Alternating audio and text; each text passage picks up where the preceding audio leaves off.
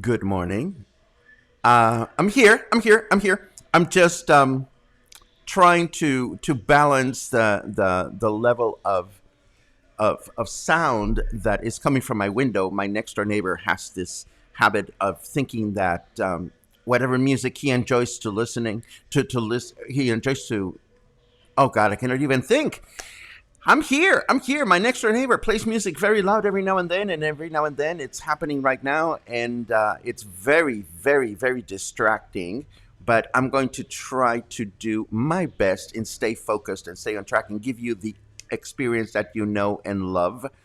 This is Coffee and Headlines, our morning get together live here on Facebook, where we exchange headlines and news about Mexico, about Puerto Vallarta, about our state. We add to the mix all kinds of comments and ideas and suggestions that everybody has so that we can better enjoy our city as a community of English speaking locals. It is Saturday, May 8th. Tomorrow is Mother's Day, I believe, north of the border. In Mexico, Mother's Day is not until Monday. But it's great. It's great to be here. It's great to see you. As always, it is great to look at all your remarks. And if you happen to be here for the first time, please let us know by writing the word new in your comment. That way we'll give you a proper welcome. And if you have anything important that you wish to share during the broadcast, you can let us know by adding the letter Q at the beginning of your remark. And we can get going with the news, which have to do with COVID, of course. But then we also have interesting news coming from NASA, the agency chimes in on the drought here in Mexico. We have some news about vaccines that are imminent for those of us that are 50 to 59. And of course, our friend Matthew from Mexico City shared an interesting image with me privately that I think will make for an interesting story to share during the second half of the broadcast. So we might as well get started with the news.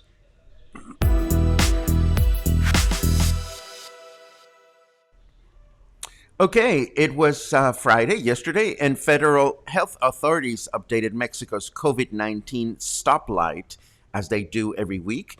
And this time around, things are looking great. 14 states are now in the green, 15 are in the yellow, 3 are in the orange, and we have no states in Mexico currently in the red zone. Given the increase in states that are doing well, including, of course, Jalisco and Nayarit, we are in the green zone. It is prudent to remember that being in the green does not mean that any given state is completely free of COVID-19 cases. It simply means that the numbers are low enough for such states to resume their activities as indicated by the authorities, of course, while continuing to observe the basic sanitary guidelines. Remember those?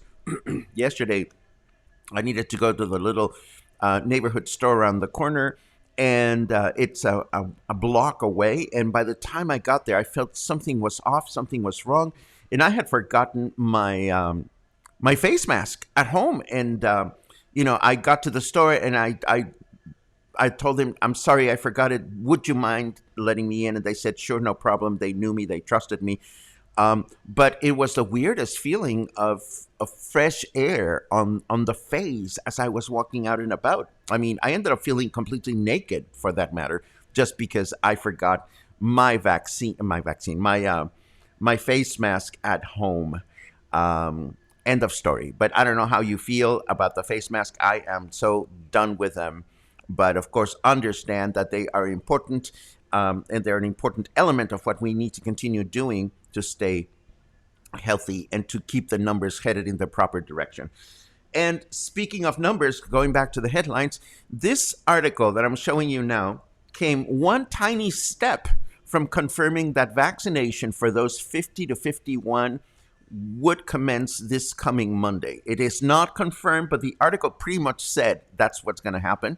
According to it, everything is set in place for vaccination for that age group to begin, although authorities have yet to confirm this as a fact. But according to Vladimir Atilano Barraza, who is the director of the 8th Sanitary Region of the state, which is, of course, where we are located or included, everything seems to indicate that the same venues that have been used before, such as La Lija, the Ixtapa Dome, the Convention Center, and so on, will be the venues used for this new vaccination campaign. But again, we have to wait until official confirmation takes place. I will definitely keep an eye between today and tomorrow. If something comes up, we will definitely make a special announcement to that effect. But if I were you, I'd keep my schedule as available as possible during this coming week, because this may very well be our week for those of us that are 50 to 59 to get our vaccine. Yay! Another article, NASA chimed in on Mexico's drought situation, indicating that almost 85% of the country is experiencing exceptionally low water levels. According to the article, NASA revealed several satellite images of water bodies throughout the country, all of which show how levels have diminished considerably, with close to 60 large dams throughout the country, particularly in northern and central Mexico, presently at less than 25% of their capacity. So, Luna went researching, Luna, my lovely assistant, and she found me the English article for this, and I'm going to share that with you. And it is an interesting thing because as you can see, NASA has this interesting way here of showing the photographs that show the before and after. This is the Villa Victoria Dam, and if I slide this to the left, can I do this? Yes, I can. This shows me what the dam looks like at fuller capacity, or at, with more water. And if I slide to the left, like look, for example, just in this little corner, the difference between what is supposed to be the higher level and the lower condition. And as you slide to the left of the image, you can actually see the gross difference. Look at this section over here, how there is a marked difference between water levels between one image and the other. So I'm going to leave this article for you in case you wish to explore it on your own. Obviously, this is written in English, so it'll be interesting and perhaps even thought-provoking to see just how bad this is. In a separate article, Governor Enrique Alfaro reacted to this article, indicating how serious the situation is in our state, in Jalisco, and calling for everyone to stop and reflect about our water-related habits and making sure that we are looking after our environment more now than ever. I wonder what kind of water habits you have, and whether you've changed any or not. I, for example, when I do my dishes, something that I do now is I keep a huge plastic bucket near my sink, and I scrub my dishes and I put them in the plastic bucket so that the water is not running as much. And then I bring them back into the sink and I rinse them. And that's the way I do it now. I didn't used to do it that way before, but that's become my new normal. Let me switch over to the weather forecast and then we can continue with our chit chat section.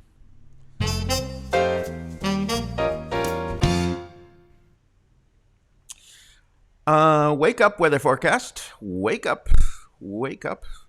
Sometime before Christmas, the weather is thinking. I know that we're experiencing really bad internet. So I will tell you what, as long as the weather is doing its thing, let me show you. There we go. Thank you very much, Mr. Weather. If wanting to get stepped on by a giant vampire lady is wrong, I'm not sure I want to be right. Okay, that is so completely left field. It's not even funny, but I loved it. 28 degrees is our current temperature. It feels like 32 because humidity is high. We have a humidity of 70%. Fahrenheit weather is 83 degrees. Rather, Fahrenheit temperature is 83 degrees. And the weather forecast for this Saturday calls for a humid and partly cloudy day with a high temperature of 31, low temperature of 23. And then on Sunday, we have a humid and mostly cloudy day. That will be tomorrow with a high temperature of 32, low temperature of 24. That is two weather forecasts in a row with temperature at 32. I wonder when we get to 33. Not soon, I hope. And Monday, Mother's Day here in Mexico, is going to be a humid and overcast day with a high temperature of 31 and a low temperature of 24. Let's see. I am switching back to show you one more headline. Well, this is not a headline, really. It's more of a little bit of a story that I wish to share with you as long as we are entering our chit chat section of the broadcast. Yesterday, our friend Matthew from Mexico City was kind enough to forward these beautiful photographs to me of this stylized mariachi outfit. And I think it's rather beautiful. Matthew sent these to me via social media and through Coffee and Headlines, and said to me, "Well, wouldn't this be lovely for the last Sunday brunch at Hotel Mercurio?" And not only do I agree, but it will be a lovely sight, and it's a beautiful outfit. But I was reminded on the sad beginnings of Teatro Vallarta here in the city.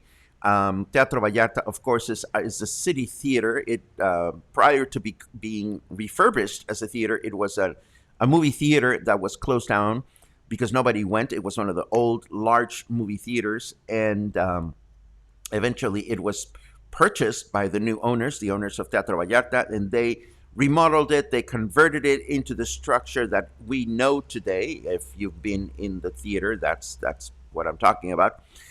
And it was interesting when Teatro Vallarta was rebuilt or conceived as such. One of the big money-making aspects of the operation was this Mexican dancing show, which was designed by them, called Fandango. And Fandango was to be this totally spectacular, gorgeous Mexican fiesta, and with traditional dancing and projection and this, that, and the other. So I remember on the original press conferences that Teatro Vallarta offered to the press locally, they made a couple of interesting decisions as to how they expressed their intentions to the locals. One of them had to do with the fact that prices to enjoy this show were really high at that time, and I'm talking about over 10 years ago. It was like 1,000 pesos to go see this show, to just sit and watch a show. And when they were questioned by the local members of the press about, hey, do you have any prices for locals? The Teatro Vallarta people said, no, we're not interested in locals. or at least that's the way it was um, portrayed by the local media. And the local media didn't take kindly to this announcement, and very quickly, and much to the chagrin, I think chagrin is the proper word, I'm not sure, of the teatro people, the local impression was, well, these people are not interested in us locals, and we're not going to be interested in them. So that was a small blunder on their part. And then, when they were trying to get more people excited about the Fandango show, they started having their dancers saunter through the Malecon to raise awareness of what they were doing. And this was when the second blunder took place. You see, if we go back and look at this image, um, I mean, this particular vest is not necessarily the traditional vest. I cannot tell you, because I'm not an expert, how authentic this thing is. But what I can tell you is that this is like completely formal compared to the stylized versions of the traditional outfits that Fandango had to offer. In Fandango, the women were wearing short skirts and very revealing tops, bustiers. The men's pants had slits on the sides, so you could see all the way up to their buttocks, well, the side of their butts, actually. So blunder number two for Teatro Vallarta was that they trusted that a more modern, more sexy vision of the traditional outfits of the state of Jalisco would be well received. Well, let me tell you, locals were furious about this. Many people said that, who are you to be tampering with the traditional outfits of our state, with the official look of the mariachi? And that was the way things started for Teatro Vallarta. Nowadays, Teatro Vallarta, I understand they continue to have their own special show. It continues to be priced in a challenging way. And on occasion, they allow for the theater to be used by other performers and things like that. As you know, it was used for What a Drag not too long ago. But it's been challenging for the theater, and a lot of it has had to do, I believe, with the locals' readiness to embrace new concepts and new ideas. Here we are thinking that we are in the friendliest city and the most open-minded city in Mexico, or whatever bill they give us. And no, I mean, there's all kinds of people here that have all kinds of different opinions. And with that said, I think it's a good time to take a look at who's here and begin chit-chatting for a little while. We're done with the news. If you are on your way, have a lovely weekend. Meanwhile, Albert says that it's another foggy hello from Woodland Hills. Well, it's a little smoky down here, let me tell you. My throat continues to be feeling a little wonky. I don't know if it's allergy or smoke. Angelo chimes in by saying smoky greetings, because of all the fires that have been going on. Alan says Happy Mother's Day. Again, Happy Mother's Day in Mexico will not apply until Monday. But meanwhile, enjoy Mother's Day on Sunday if you are north of the border. Thank you for that, Heather. The music is gone now, but we've had this back and forth with the next door neighbor who has this big social responsibility of keeping the coal block alive with questionable taste in music. It is what it is. Let's see what else we have. John says Mexico COVID-19 news is great. I totally agree. Things are looking better, but let us remember that stinky virus could be anywhere. So we need to be continuing our sanitary guidelines, the basic ones. David asks if anybody's experiencing skipping and repeat. I noticed that internet is a little slow, or my computer's a little slow to react this morning. And I hope that whatever that was, it is going away. Let's see what else we have. Water level map is interesting but frightening. Yes, it is. This is one thing that, we should not take for granted. Uh, Sean gets semi snarky. There's always some liquid running through the center of Calle Miramar in Centro, and it has not rained in months. I don't want to know what that liquid smells like. I hope it's not smelly liquid, if you know what I mean. Um, Water is a huge problem worldwide. Water is a huge problem. I'm so glad that you guys are aware of this and are thinking about it. Um, this is another good idea. I also put a bucket in the shower to collect unused water rather than allowing it down the drain. Thank you very much for that. Uh, let's see what else we have. More comments about water. Puerto Vallarta has great cabaret shows, but Mazatlan has the Angela Peralta Theater, and they produce some great performances. The only thing is that they blow fake smoke almost every time, and it bothers my breathing. That's absolutely true. Puerto Vallarta is definitely a cabaret city. Angela Peralta Theater is a gorgeous little theater in Mazatlan. It's one of the older theaters that were built in post colonial Mexico, and it is a gorgeous little space.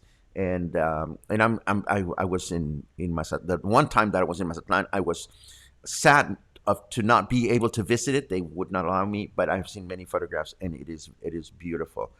Um, oh, thank you for clarifying that, Matthew. The mariachi vest is meant to be stylized as the costume is for the Mr. Teen Mexico pageant. Well, again, I thought the photographs that you shared were absolutely gorgeous.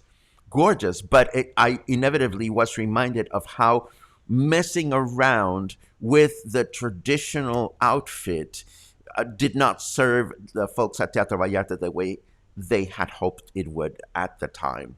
But I love the photographs that you sent. They're beautiful.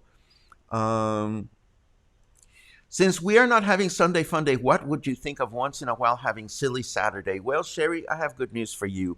Aside from the fact that I enjoy having Sunday off, um, I I think we shouldn't have to wait for Sunday to be silly now that we've placed a clear divide between our news section at the beginning of each broadcast and our chatty section in the second half. Trust me, I'm keeping my eyes and ears wide open to for opportunities to be funny and silly on any day of the week. So, you know, we will continue to whip out the pickle guy and all that other stuff that we used to do on Sundays. No worries. Uh, Angelica says, I hope it's not banda. Well, let me tell you, Angelica, there is good banda out there. I don't mean to contradict you or anything. Much of the banda that we hear is very poorly played, but there are a couple of good bandas out there. The challenge with my next door neighbor is that he plays the same 3 or 4 songs over and over again, and that is always a little challenging. Would it be a good idea if developers were required to contribute to some water catchment? I would think that would be a great idea, Lynn. Unfortunately, I don't know where the guidelines or the expectations of the government come into place. I would imagine that in other places of the world, and I'm just thinking out loud, there must be places where for any given number of habitational units you design or you build, you compensate with X, Y, or Z measures to save the water, but we haven't seen anything that modern here in Puerto Vallarta. Angelica asks, who was Angela Peralta? I think Angelica, she was an actress. I don't remember, but I'm sure that between you Googling it and me Googling it, I think you're going to get to it faster than I am. Um, a problem with Teatro Vallarta is the lack of handrails on the steep sitting area. Yeah, this is true. Unfortunately, it is a problem in many, many modern theaters. David is new. Hey, we have a new person. First time catching us live. I'm so glad that you're here, Dave, and I'm so glad that you have your first live experience. Here we have a chance to have a little bit more of an interaction whenever possible. So consider yourself at home, and thank you very much for being part of the cluster. Let's see what else. Brett chimes in with one good banda, Nivel Siete. Thank you very much. Uh, Lynn asks, will questions be allowed for the election debate? I don't have an answer for you, Lynn. I did read about the format, and the format calls for specific segments for each candidate. But honestly, I don't remember if any kind of questions will be allowed. As we get closer to the date, I am sure that more information will become available, and I will definitely keep track of this so that we can either watch it or maybe we'll do one of those simultaneous live things that I've done before, although that can be pretty messy. What I want to make sure is that by the time we get to the elections, we have at least a decent sense of understanding what each candidate is about and who people should be voting for and not, and why. Boom, beating, bing, bum, bum, bum. I think we're there. I think we're there. I'm at the end of your comments. We have had another lovely coffee and headlines. I certainly hope. And tomorrow is Sunday. It's my day off. Yay! I'm gonna go upriver to my usual hangout. We are going to go bond with the horses and have a nice time with the feet in the water, in the river water. I actually hope, I absolutely, not I actually hope, I absolutely hope that your Sunday will be absolutely wonderful and that we can get together again next week to find out what's going on with the vaccines. I'll definitely keep my eyes open between today and Monday. And we'll keep our eye open, as always, to any comments that our governor shares about where we are as far as COVID-19 is concerned. Between now and then, please stay kind, stay happy, watch your breathing. It's really smoky out there. And if you're elsewhere, again, if you are a son, a daughter, or a mother, and you are in the United States, I don't know when Canada celebrates Mother's Day, but if you are celebrating this Sunday, happy Mother's Day. And we will wait until Monday to celebrate our Mother's Day here in Mexico. Between now and then, have a great time, and I hope to see you soon.